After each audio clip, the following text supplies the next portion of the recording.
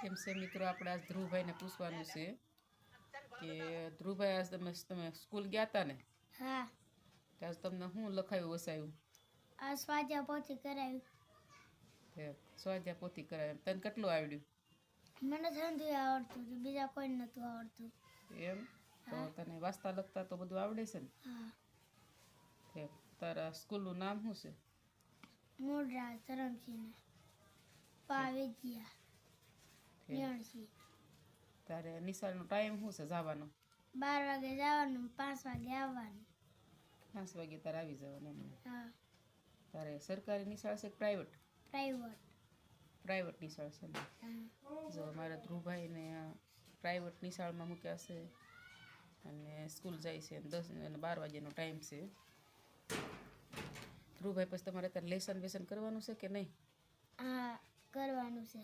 હું લેસનમાં શું આપ્યું? લેસનમાં સ્વાધ્યાય પોથી. ધ્રુવને અમારે સ્વાધ્યાય પોથી લેસનમાં આપી છે. અને આ તારે આપણે શું બનવાનું છે? શું મારે બનવાનું? ડૉક્ટર. ધ્રુવભાઈ, ડૉક્ટર બનવામાં તો બહુ મહેનત કરવી પડે.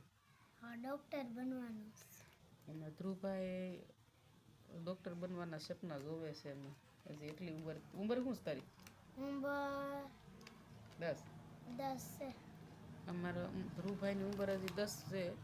તો આમાં ધ્રુવભાઈ સપના જોવા મળ્યા છે કે અમારે ડૉક્ટર બનવું છે. તો અમારા ધ્રુવભાઈનું સપનું પૂરું થશે કે નહીં તો તમે અમને કોમેન્ટ કરીને જણાવો કે અમારા ધ્રુવભાઈ ડૉક્ટર બનશે કે નહીં એમ.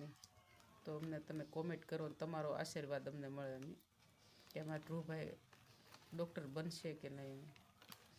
તો પ્લીઝ કોમેન્ટ કરો અમને.